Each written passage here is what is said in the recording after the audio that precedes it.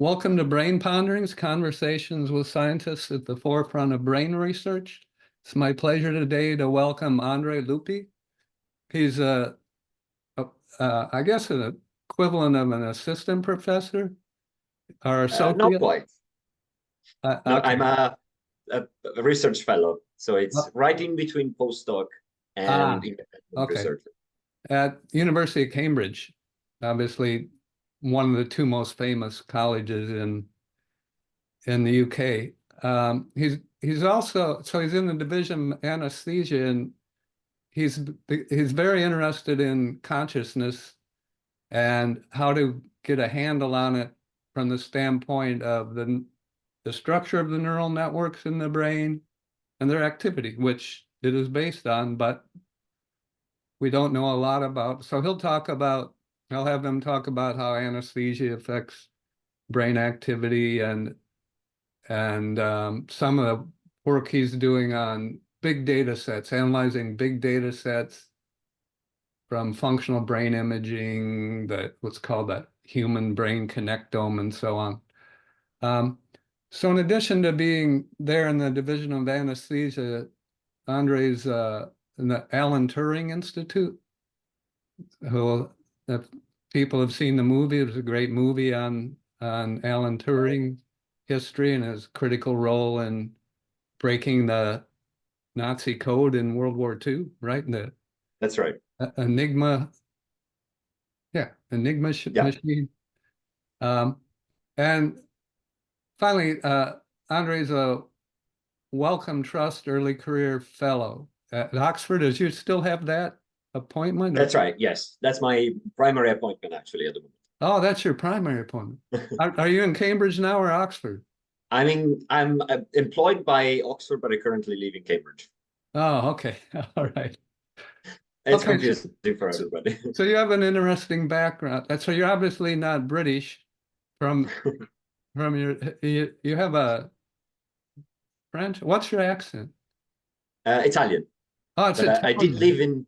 I lived in Montreal for the last year, so I'm guessing some of the French might have slipped on. Okay, so you grew up in Italy. Where in Italy? Varese, which is if you know Lake Como, another lake nearby. Called also Lake Varese. So it's halfway between Milan and Switzerland. And so you're initially interested in philosophy. So did you like when you were some young age read some philosophy? How did you get interested in philosophy? That's right. I've been interested in philosophy probably starting from my interest in dreams. So it's always gone side by side with my interest in consciousness. I've been very fascinated by the fact that we spend a third of our lives sleeping and we don't know why, but also by the fact that during that sleep, there's a lot of vivid experiences, almost movies going on in your head. And I remember reading this, very short but extremely influential book, The Meditations by Descartes. And he talks about this experience of doubting one's reality because sometimes we have extremely vivid dreams that in the moment we cannot tell our dreams and we confuse them with reality. And he uses an argument to, propose a radical doubt approach and try to look for certainty. And I found that was, that experience seeing described so vividly really put me on the path of look at what people can do with this philosophical way of thinking. And I got that really resonated with me. Yeah, and that's very, very relevant to consciousness, obviously, because there's different states of sleep, right? There's a deep sleep or so-called slow wave sleep. And then in that, I guess, would you say you're unconscious? I would, with the caveat that sometimes one can actually have dreams during non-REM sleep.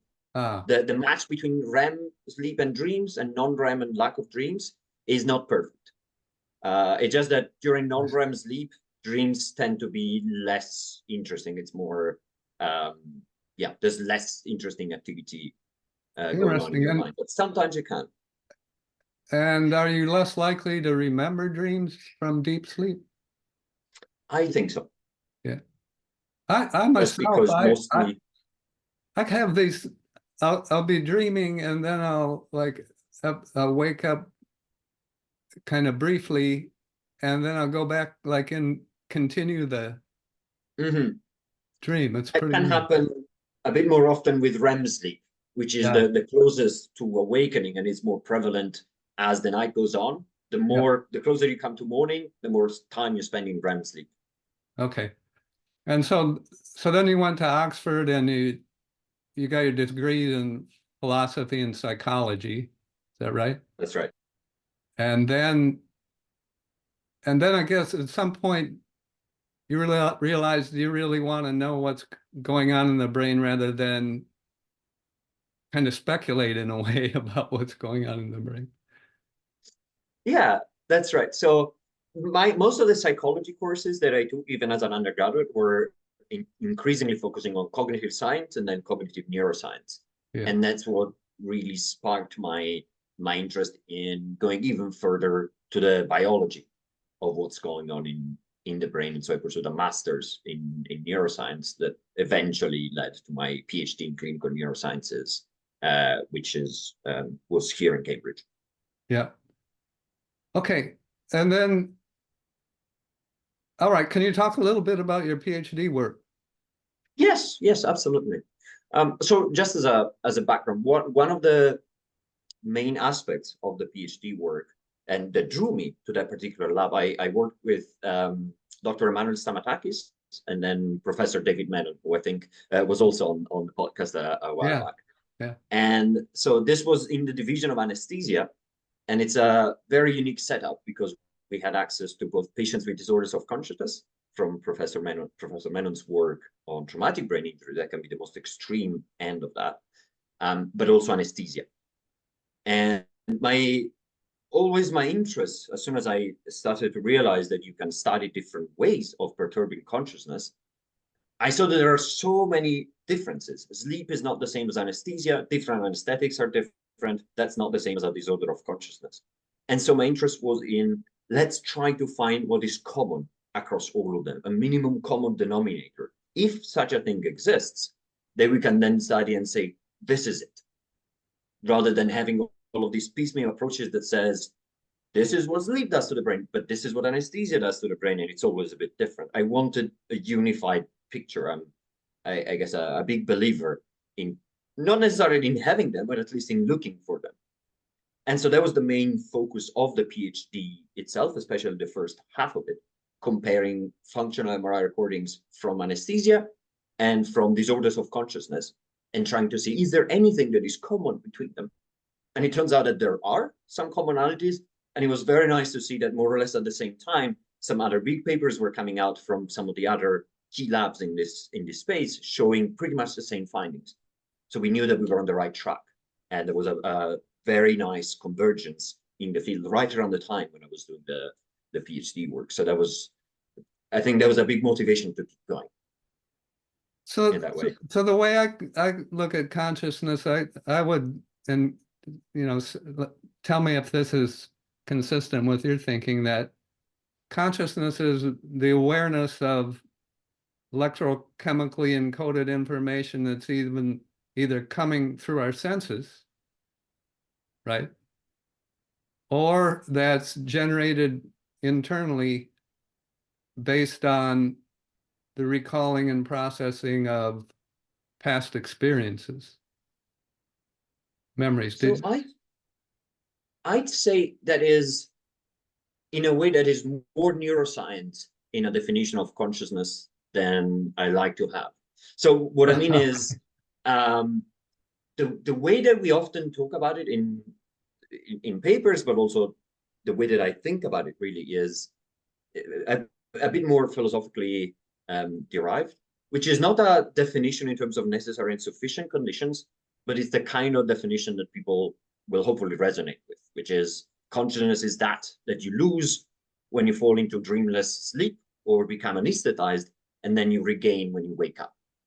So this operational definition, and it tries to not specify what needs to happen for it. So for example, electrochemical impulses, so that we can be a bit more agnostic about different, allowing different theories to potentially have something to say about it.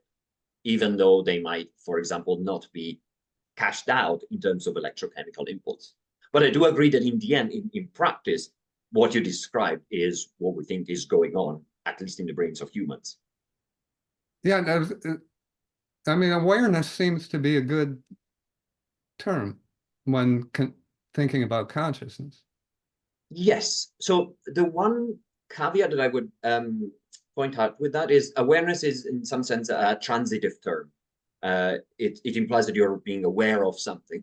And so sometimes it is the case that people might think of consciousness as this relatively lofty state when you are thinking about your own thinking, or self-awareness in a sense.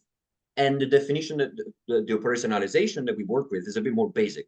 It's just basically, is there something it's like to be you at that particular moment in time, even if you're not necessarily reflecting on the fact that there is something it's like to be you, such as, for example, you might think a baby might not necessarily reflect on its or his or her own existence, but they might still have something that it's like to be them, as I think most people would agree. So that's why we try to have this more broad definition that kind of encompass animals or infants, for example. Okay. Okay, so there could be subconscious consciousness? Is that what you're in other words? No, I don't think that's what I would say. No, I'm just trying to say it doesn't necessarily need to be awareness of anything in particular. Oh no, Right? that's for sure. Yeah. Okay. Right. So you mentioned how you study consciousness. So go ahead and talk about some of the work that. So you've studied effects of anesthesia. So there's several types of anesthesia, right? I guess That's one right. common one used during surgery is the propofol.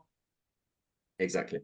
But there are others. When I was a graduate student, so this tells you how old I was. I was a teaching assistant in an endocrinology lab, and we did surgeries. We'd remove an organ and then, not an organ, an endocrine gland, and see what effect it had on whatever. And we used ether. Right. And it works, but it's very dangerous actually. So, and then there's gas anesthesia. And then there's something like ketamine, which we hear a lot about in the news, which was initially developed and it's still used by veterinarians, although not so much anymore. But I guess they still use it actually. Like my younger brother is a large animal veterinarian, specifically horses. Right. Yeah, it's still used a lot for horses, I think. Yeah, because they have to go out where the horses are, and they don't have any setup for using gas anesthesia, or so they inject them. Okay, so do all these different? Well, no, they don't. So can you talk a little bit about some of the most commonly used anesthetics and their similarities and differences in how they act? There's got to be some overlap at some point. That's right. That's right. So that has been this last question of is there some overlap has been one of our working hypotheses that we've been looking into. And exactly, so the main types of anesthetics that we work with are the ones you've described. So propofol, which is intravenous and acts on GABA receptors. So it's broadly inhibitory in its effects. We have a lot of the different gaseous ones, like the fluorines, isoflurane, sevoflurane being some of the most common, urethane as well. And those also tend to act on GABA receptors, but in general, they have a broader receptor profile. I'm not saying the propofol only acts on GABA, but the gaseous ones are even more promiscuous in a way. And then you have ketamine, which is very different because it's an NMDA receptor antagonist. So actually rather different molecular profile. Again, I'm only mentioning the main, what is usually referred to as the main target, but they all tend to have broad effects on different receptors, except especially once you increase the dose so that you allow the drug to have enough concentration to potentially target receptors for which it has less affinity. And ketamine is a bit of an unusual one for several reasons, not just because it's different in terms of molecular targets, but also because of its effects on behavior and subjective experience are different. So at sub-anesthetic, low dose, it actually resembles subjectively a psychedelic. Yeah. In terms of inducing depersonalization, potentially hallucinations, etc. At higher dose, it can induce suppression of behavioral response to the environment, but people might still be, for example, they might still be aware of what's happening around them. So they're still conscious, but they are, for example, not experiencing pain as painful. So they will say the sensation is the same, but I don't have the urge to remove my hand, for example, from painful stimulus anymore. Then at higher doses still, they can become disconnected from the environment. That is to say, they're not aware anymore of what's happening in the environment, but they might have dreamlike hallucinations. So they're sort of a bit like in a dream state where the environment is not affecting your mind anymore, but there is still something it's like to be you. And they often report this later on. And then presumably there are higher levels still, well, where consciousness might be entirely suppressed, although we haven't worked with that level of anesthesia in humans. There's increasingly clinics opening in the United States that essentially all they do is they give intravenous ketamine to patients with chronic pain, right? And so, and there, I think, I don't know what, I guess they're using a dose that causes hallucinations and stuff. I guess they're using a low dose. Like, do they have these clinics over there too? I'm not sure. I want to say I don't think so, but I should clarify that although my PhD was in clinical neurosciences, I am not a clinician myself. Yeah. So my expertise on that is on the science only. There are trials ongoing for psychedelic assisted psychotherapy for depression or PTSD in, I think, in this country and others as well. And I think the ketamine, especially for depression, is sort of on a similar kind of potential treatment avenue. Now, when a person is under anesthesia, they don't stop breathing. That's right. Right. So clearly the nerves that are nerve centers and I guess the motor neurons that are controlling the muscles of the diaphragm or whatever, they're not being as affected, or how does that work? Do you know? So that depends on the anesthetic, actually. So at high doses, you need intubation for some of them. Yeah. So the fact that they don't stop breathing is because of the intubation rather than because the anesthetic doesn't affect it. So one of the reasons why ketamine is still used as an anesthetic is that, for example, it doesn't affect breathing as much. Whereas, especially the inhibitory ones like propofol, they have more higher effects on breathing, and so there is a higher need for intubation. Otherwise, it can be risky, which of course is entirely monitored in the operating unit, so that is not a concern for those scenarios. But for example, that might be one of the reasons why one drug is used rather than another, depending on a patient's specific profile. In general, all of our work is done on healthy volunteers anyway. Okay, so can you go ahead then and start talking about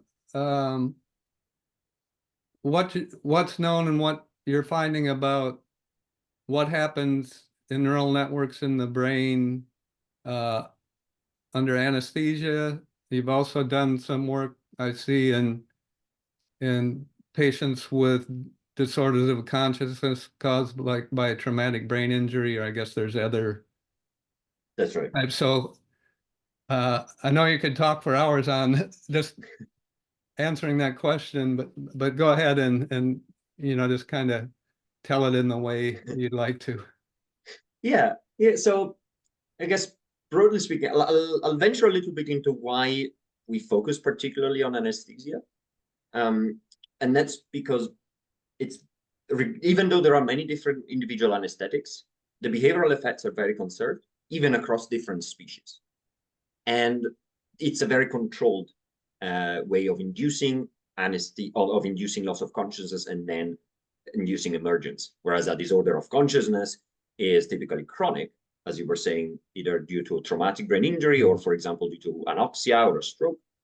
And sleep is entirely reversible, but hard to control, because the only way that we know of inducing sleep on command is pharmacological, so with anesthesia or the like. And broadly speaking, what we have found is that when you look at all of these different ways of losing consciousness, sleep, disorders of consciousness, and anesthesia with different anesthetics, there is something that is common across all of them.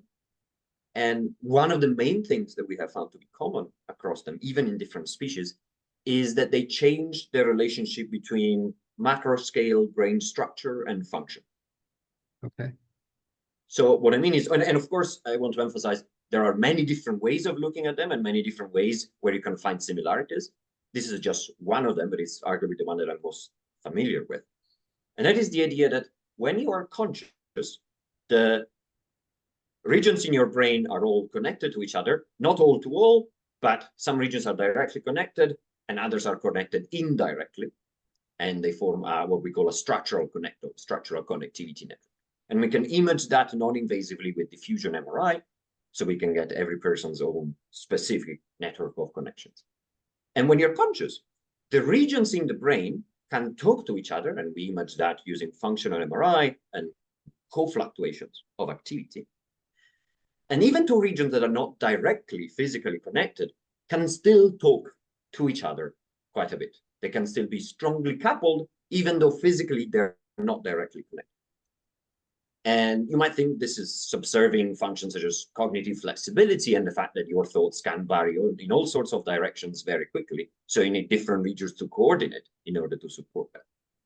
And different techniques consistently tell us that during deep sleep, during anesthesia with different agents, and during disorders of consciousness, that stops happening. So what happens is regions basically only talk to their own direct neighbors, and not so much to regions that they're not physically directly connected to. So there is still connectivity going on, but arguably that is just driven by intrinsic physiological processes that do not relate to consciousness. Whereas when you're conscious, there's a lot of diversity going on in terms of these connections. And I had Yuri Busaki on one of the podcasts talking about oscillations, and well, one way that's most commonly looked at non-invasively is with EEG, electroencephalogram. So it's what happens to the EEG, which is kind of it's kind of an indicator of the synchronization of activity, across big regions of cerebral cortex. Yeah, so that depends. I should clarify my own research is mostly functional MRI, so I'm less of an EEG expert. Okay. But broadly speaking, one aspect of anesthesia that you tend to find reasonably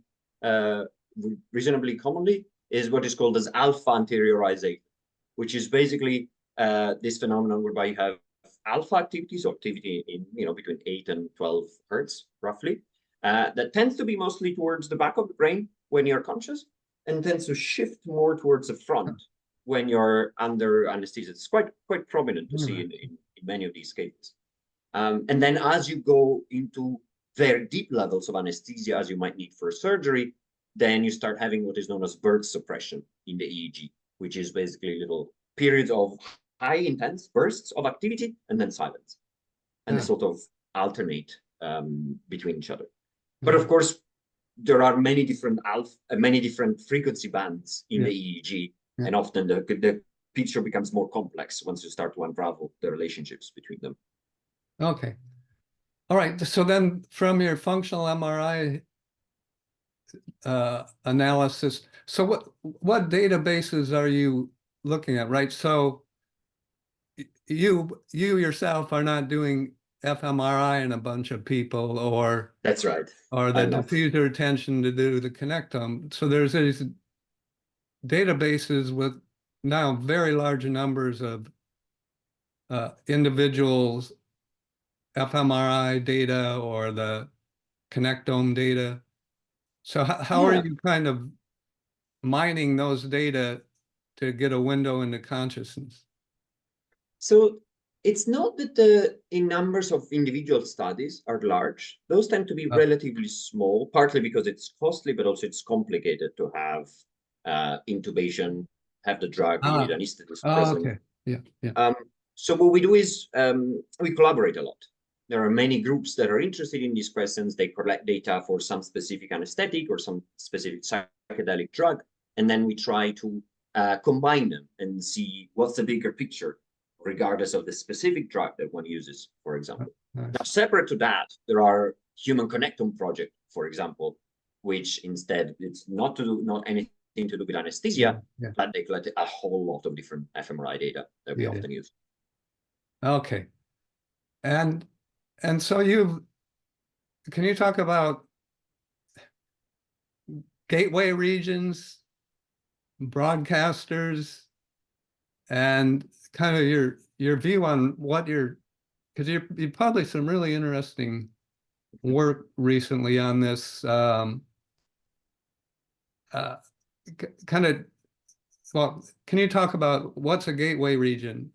And then you have these other, I guess, so I mentioned sensory inputs, right? So when we have different sensory inputs coming into the brain, they come into our sensory cortex, visual cortex, auditory cortex, and then there's kind of some initial processing and association cortex, and then somehow that information gets to our sensory cortex.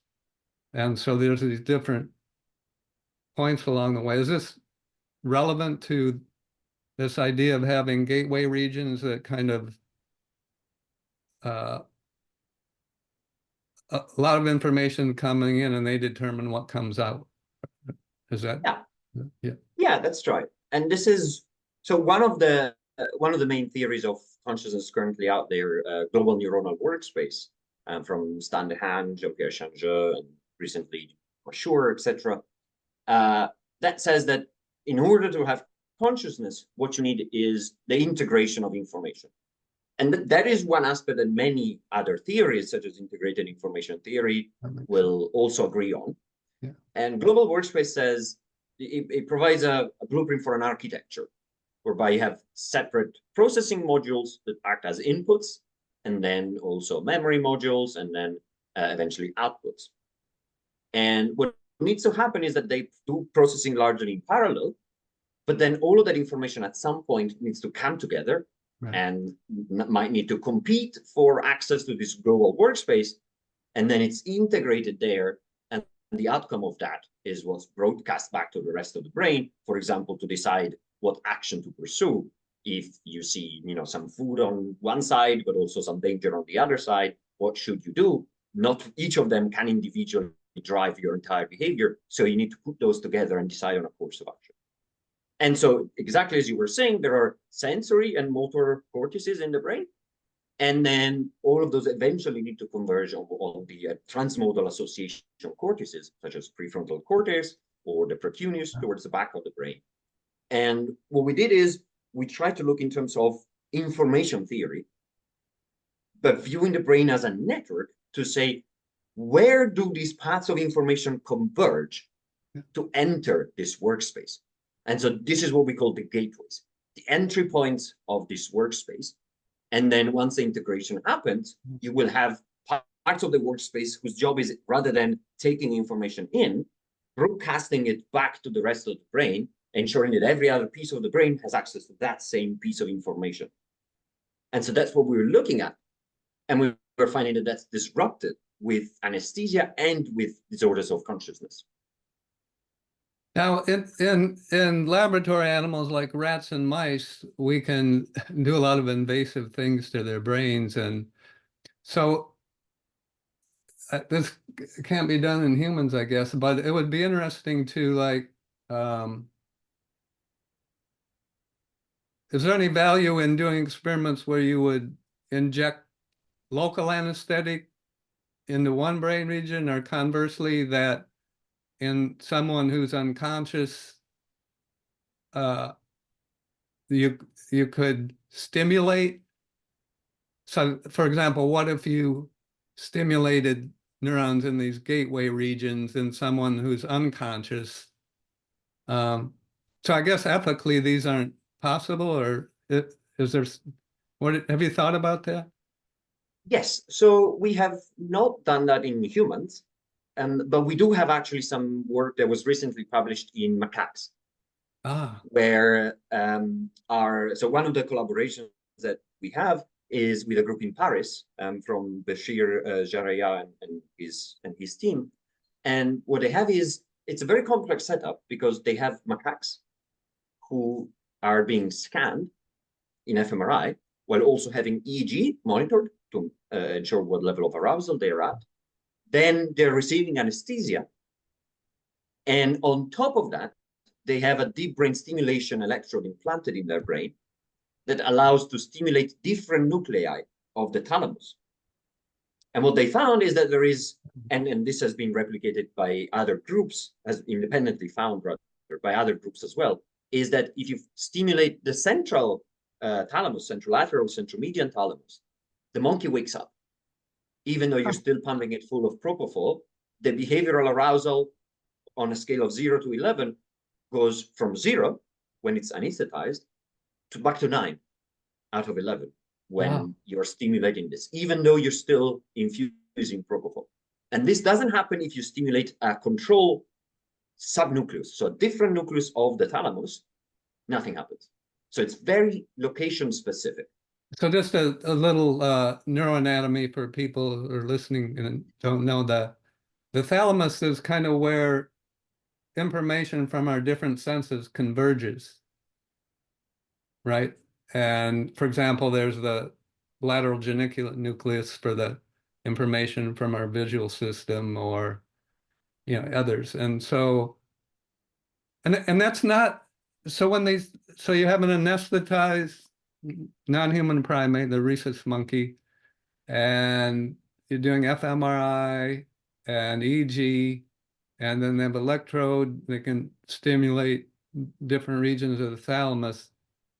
But so when they stimulate that specific region, does that make, is the monkey then aware of different sensory inputs, or just, or is it like, you understand, I guess, what I'm getting at, since, Yes. yeah. So the level of behavioral arousal, so effectively the behavioral responsiveness, is assessed based on different criteria. So, for example, response to toe pinch, Right. or the corneal reflex, Yeah. or whether the monkey is oriented and it's exploring visually the environment. So there's lots of different things that are being assessed all at the same time, and Okay. 9 out of 11 of those are go back to being Oh, present. I see. That's what the 11 Yes. is.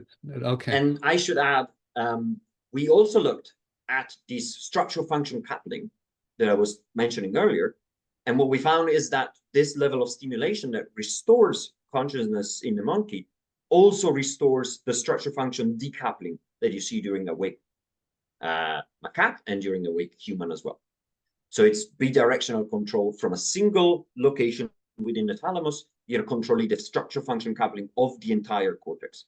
Wow. So it's very widespread. But I don't want to give the impression that this is the only known controller. This is one that we know acts as a controller. But for example, some of the gateways that I was mentioning earlier, they're controlled by different regions, among others, including, for example, the ventral tegmental nucleus in the brainstem. So there's that as well. That's dopaminergic neurons. That's right, exactly. And you were mentioning earlier if it's possible to stimulate, for example, local anesthetic, etc. And indeed, it's been shown that if you inhibit the activity of the VTA, then a mouse is less likely to awaken from anesthesia and will take more time. Whereas if you stimulate that region, then that facilitates waking up.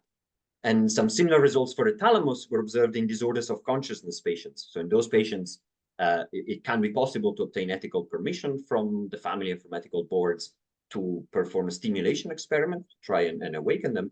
And going back to the central thalamus, that seemed to provide some level of improvement. but there are also pharmacological interventions targeting dopaminergic systems that are being trialed. So there are these different potential controllers that have been established in rodents and in monkeys, and now they're being tested as potential controllers also for patients with a disorder of consciousness. So there's a non-invasive method for brain stimulation that's being used a lot now, even for like treating patients with depression and stuff, is transcranial magnetic stimulation. Is that being used to explore consciousness? And have there been any studies where like someone's under anesthesia and then, I don't even know, I guess, is it even possible to do fMRI in combination with, no, I don't know if it's technically, I don't know if it's possible or not. I don't. In other words, the idea is you want to non-invasively stimulate different brain region in someone who's under anesthesia.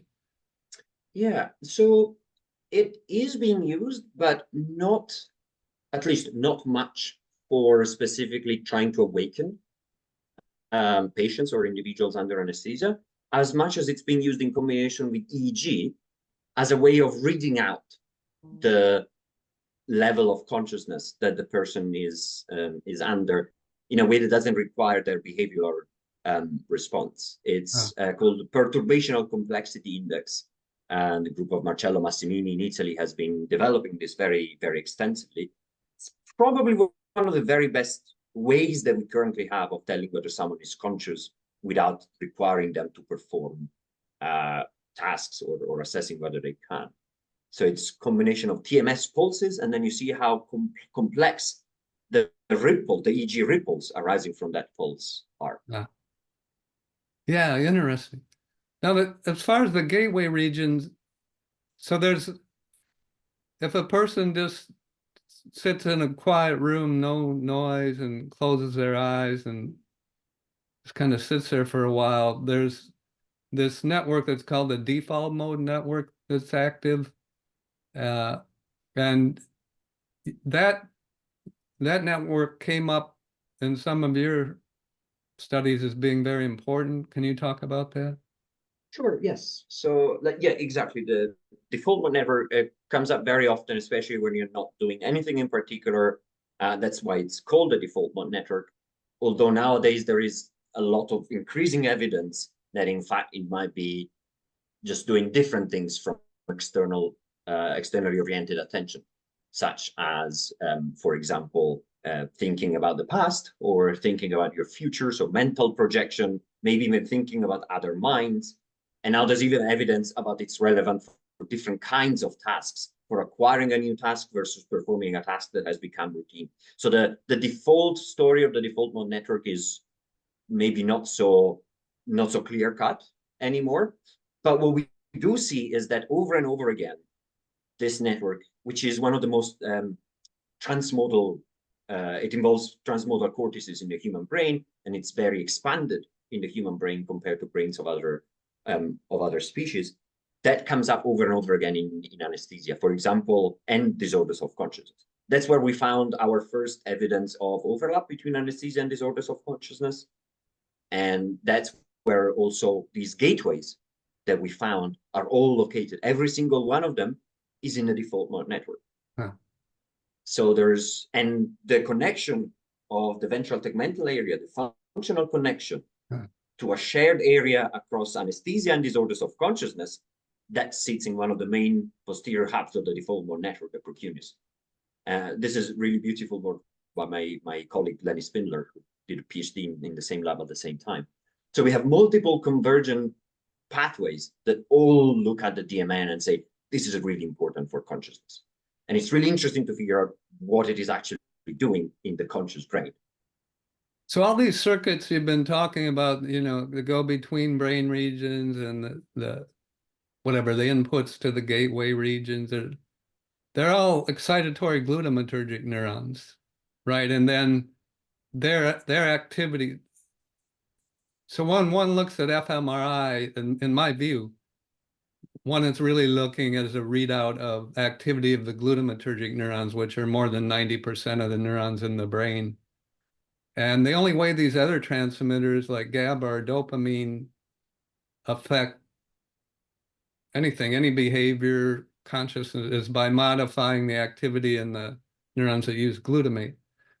So with dopamine, for example, and I'm not up on the dopamine pharmacology. I know that people with schizophrenia often they get drugs that affect dopaminergic signaling. But what's done as far as consciousness and drugs that activate or inhibit dopamine receptors? Yeah, so in a way, indeed, many of these neuromodulatory influences are, as the name suggests, modulating the extent to which a neuron and then a region will be more or less susceptible to receiving different inputs and turning them into outputs. And the story is never clear-cut because you can have different receptors that are sensitive to the same molecule, but then exert excitatory or inhibitory influences. Both dopamine and serotonin, for example, they have excitatory receptors and they have inhibitory receptors. And now, for example, there is work done with autoradiography or with in vivo PET that tell us that the distribution of each of those receptors is not uniform in the cortex. Rather, and subcortex for that matter. Rather, you have regions that express more of one receptor than the other, and vice versa. So and in turn, even the innervation from the VTA, so the dopaminergic, one of the main dopaminergic sources to the cortex, that's not uniform either. You have regions that are more or less innervated. A lot of this work of pulling all of these pieces together has been done in the work of Bratislav Misic from the MNI, where I did my postdoc. And so it's really fascinating to see how they all come together. And then what you have is a particular pharmacological perturbation along one of these axes that then changes the way that different regions interact with this particular substance, because now you have, different excitatory or inhibitory influences, but it's never a one-to-one mapping. It's often a many-to-many mapping, and we had some work on that last year. So in the case of dopamine, which is the question that you asked, some of the most exciting work going on right now is following up on these preclinical works about stimulating the VTA and trying to administer different dopaminergic drugs for treating disorders of consciousness.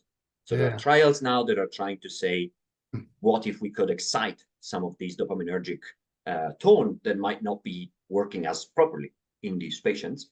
And others are instead looking at serotonergic agonists, for example, and in some cases even psychedelics, to try and get some of the same effects. But it's never a one-to-one. That's good. The psychedelics like psilocybin or LSD, mescaline, so they affect the serotonin 5-HT, 5-hydroxytryptamine 2A receptors. And as you mentioned, those receptors are not just evenly distributed. And my understanding is there's a high concentration of those receptors in the prefrontal cortex, which is the most highly evolved region in our brains, and it's involved in goal-directed behavior, decision-making, suppressing impulsivity, and so on. So what about the prefrontal cortex and consciousness? What's its role? So clearly the psychedelics are causing some altered state of consciousness, and it's pretty good evidence they're acting on these particular serotonin receptors, maybe even mainly in the prefrontal cortex. Yeah, so there's exactly, as you were saying, 2A receptor for serotonin is the primary target for many of these classic psychedelics, serotonergic ones. And it is very expressed in prefrontal cortex and in general across many of the association cortices, including more broadly the default mode network. And then interestingly enough, you also have a lot of it in V1, which is sort of at the very opposite end of the cortical processing hierarchy, but that's also where you have a lot of this serotonin 2A receptor, and that might be implicated in the visual hallucinations of this induced by this particular drug, set of drugs, rather. The question of whether the role of prefrontal cortex in consciousness itself, There was a very interesting debate about 10 years ago. Different theories have very different perspectives on how important the prefrontal cortex is. Some theories, more like a global neuronal workspace, will think that it's really fundamental. And some other theories like IIT will think that instead it's more towards the back of the brain where most of the relevant processes go on. And that in part depends on what kind of consciousness one is talking about. So far, I've been always talking about either alterations of consciousness with psychedelics or loss of consciousness with anesthesia, deep sleep, disorders of consciousness. But one other way that is very popular for studying consciousness is rather than suppressing consciousness throughout, just asking people, for example, presenting a stimulus that is barely detectable, and then that is at threshold, and then asking them, did you see that? And looking for differences between what's going on in the brain where you do see a stimulus, where you perceive the stimulus being there, it's in your consciousness, versus when the same physical stimulus does not elicit the feeling of, I have seen something there. So same physical reality in front of you, different conscious experience. What is the difference in the brain? So this is a much more fine-grained way of looking at consciousness, much more it's much more in the tradition of experimental psychology. And there is a lot of prefrontal cortex coming up for metacognition, for example. So your awareness to be of your own internal cognitive processes. Whereas it seems a bit more distributed and including more towards the back of the brain when you're looking at these large scale perturbations that I tend to work with, for example. Yeah. That's interesting. So what about, you focused on humans, you have some collaboration, non-human primates, so that's kind of as far as brain goes anyway, most highly evolved species, well, except for, I guess, dolphins, and, they have big brains and stuff. And actually birds are very interesting, right? Because their brains are fairly small, I guess, although if you compare to their body size, maybe not. But the organization is very different than the human brain. Where we have the cortex, and they essentially have a bunch of nuclei, and they're capable of very complex behaviors. They can use tools. They can have what's called theory of mind. They can, these birds that hide food, right? They look around and that they won't hide the food when another bird is watching, or when they're not watching, they'll move it from one place to another.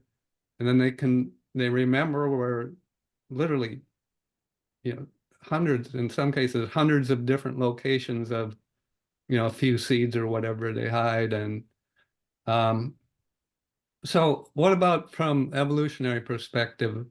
I see these I guess on YouTube, I don't know where I saw it, these scientists that I guess they're cell biologists, and they're saying, well, individual cells have consciousness, and I don't know, we define what things are, I guess, but yeah, the individual cells can respond to external stimuli, and then in some cases they can integrate two different stimuli and have a response that's different from each individual stimuli. And so the question becomes, is that consistent with, clearly reflexes would not be considered consciousness, right? But how do you go from reflexes then to more complex nervous systems? I worked on a couple of things, invertebrates, crabs, and then my postdoc work, the early part was on neurons from snail brains, which are actually, they're very large neurons, but their brain ganglia have only a few hundred neurons, and their behaviors are simple compared to ours. So what is your thinking on consciousness from an evolutionary perspective? Yeah, so About birds, some really interesting work, as you were mentioning. Some of that has been done in corvids by Nikki Clayton here in Right. Cambridge Yeah, with yeah. jays. And I had her on one of my first podcasts. Right. Yeah. Yeah, and this is really, really astonishing work. And to my mind, there is no doubt that they are conscious. Yeah. Some people, I think, will disagree, but for example, I've never worked with brain signals from birds, but many of the signatures that I was describing, the structure function coupling, for example, that has been shown in mice, for example. So we know that it's not just about primates; it's even in lissencephalic organisms. Of course, birds, as you were mentioning, their organization is different. They don't have this sort of thalamocortical, clearly identifiable thalamocortical system. They have a pallium. But in a sense, the question is, what is a functionally, what is a thalamocortical system? Thalamocortical system is not such just because some anatomist calls it that. It has to be such because it does some kind of equivalent function in the different species. Yeah. And for example, about you're mentioning crustaceans and mollusks.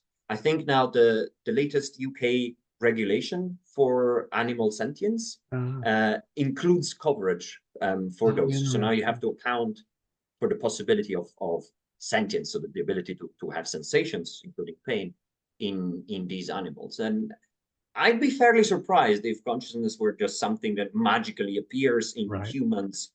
For example, especially some philosophers used to have a story that it is language that makes consciousness possible, and without language you don't have that, which to me brings some interesting consequences. For example, when does a baby become conscious? It would be weird to me to say that a baby is not conscious until the baby can speak. And likewise, I would find it very peculiar if even an animal that is as similar to us as a macaque that shows all of the same signatures as far as we've been able to tell, if there were just nothing that it's like and nothing that subjectively makes a difference between the macaque being anesthetized or not, but that magically starts happening in human. So I don't know how far, in a sense, how far down you can go, the evolutionary ladder. But what I can tell is that even C. elegans will respond in many of the same ways to anesthesia.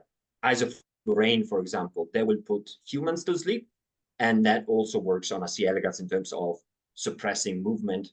It stops seeking food. It stops fleeing noxious chemicals. Yeah. It resembles its own sleep. So I think something, at least in terms of the neural machinery that undergoes anesthesia, that is very widely conserved. And there's a beautiful paper by George Mashour called Anesthesia from Paramecium to Primate. And I think that really encapsulates very nicely how far you can really go. Yeah. I agree with you that humans, we're kind of arrogant, right? I mean, in general, in the general population anyway, there's a lot of arrogance, putting ourselves way above every other animal. And I think language is one reason we're arrogant,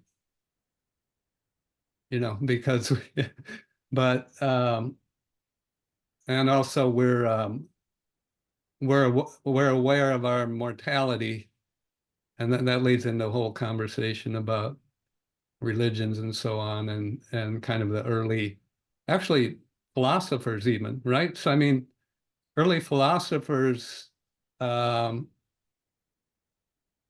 this kind of view that we're very different, even though when you get down to what we are in terms of the cell types, the structure, brain structure, it's very similar in rats and humans. Kind of the main things are sensory motor systems, our learning and memory systems. In fact, a lot we know about learning and memory at the cellular molecular level comes from studies of rodents, right? And that is translated very well to humans. So I always look at this kind of the opposite way.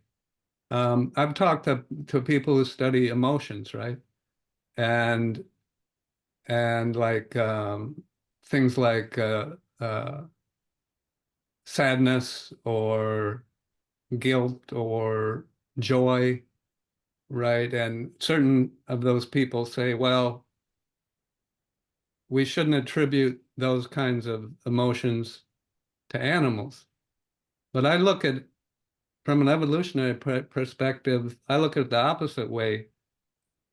I think the default should be that we should assume or hypothesize that they do have these same emotions, experiences as we do. Why would we look at it the other way and say humans have these but not these animals? I say until we show that the animals don't have that, I think that it's a unresolved thing. Yeah, But and I think that in a way there's a deflationary account of cognition. For example, like John Krakauer has been arguing on these lines that you should try to not use terms that you're not 100% sure apply to the case. So, for example, imagery, you cannot say a rat is imagining something because you don't know if they are. What you can say is that their behavior is compatible with what humans do. But I think, in general, I am sympathetic to this. Undeniably, translational neuroscience has been a major way that we have learned about humans by studying species that have similarities with ourselves, exactly as you were saying. So yes, there are individual aspects of the human brain that are in some sense human unique, different gene expression, some aspects of overall organization, but a lot of them are sort of compounding each other rather than being the one single thing that makes all the difference. And I think once you start thinking of it as effectively as a complex system where a lot of different changes can interact and potentiate each other's effects, then you start seeing why it might be the case that we get things like, language and so on and so forth without having to invoke a single magical difference that explains everything. Yeah, I agree 100%.